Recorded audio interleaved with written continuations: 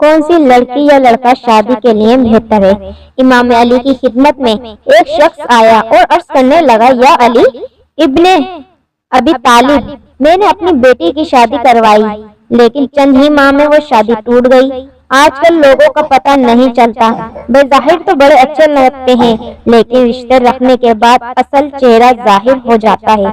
کیا کوئی ایسا عمل نہیں جس سے ہم شادی سے پہلے یہ دیکھ سکیں کہ لڑکی یا لڑکا شادی کرنے کے قابل ہے یا نہیں؟ اس پر حضرت امام علی نے فرمایا، اگر تم اپنی بیٹی کے لیے رشتہ دیکھ رہے ہو تو تم لڑکے میں یہ دیکھو جو لوگ اس سے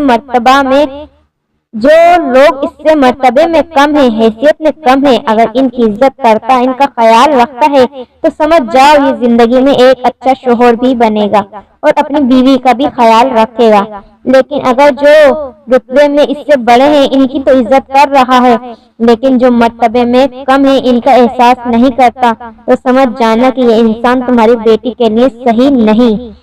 اتنی ہی دیر میں دوسرا شخص اٹھا اور پوچھنے لگا، یا علی اگر ہم اپنے بیٹے کے لیے رشتہ دیکھیں تو کیسے پتہ چلے گا کیا لڑکی ہمارے بیٹے کے لیے صحیح ہے یا نہیں؟ اس پر حضرت علی رضی اللہ تعالی عنہ نے فرمایا، جب اپنے بیٹے کے لیے رشتہ دیکھنے جاؤ تو لڑکی سے چند سوال پوچھو اور تھوڑی دیر گفتگو کرو۔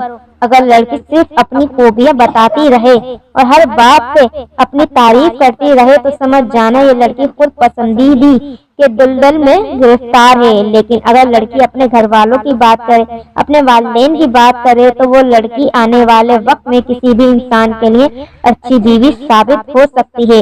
اور اگر کوئی انسان ان دونوں اعمال کے بعد بھی گھبرانے لگے اور فیصلہ نہ کر سکے تو وہ گھر آ کے 27 مرتبہ سورۃ الکوثر پڑھے اور سو جائے۔ اگر خواب میں خوشحالی یا وہ لڑکا اچھے لباس میں نظر آئے یا وہ لڑکی اچھے لباس میں نظر آئے تو انسان سمجھ جائے کہ یہ رشتہ مبارک ثابت ہوگا۔ لیکن اگر خواب میں آگ یا شیطانی مناظر یا خون یا اس لڑکے یا لڑکی کا خراب روپ دیکھے تو پھر وہ رشتہ بہتر ثابت نہیں ہوگا۔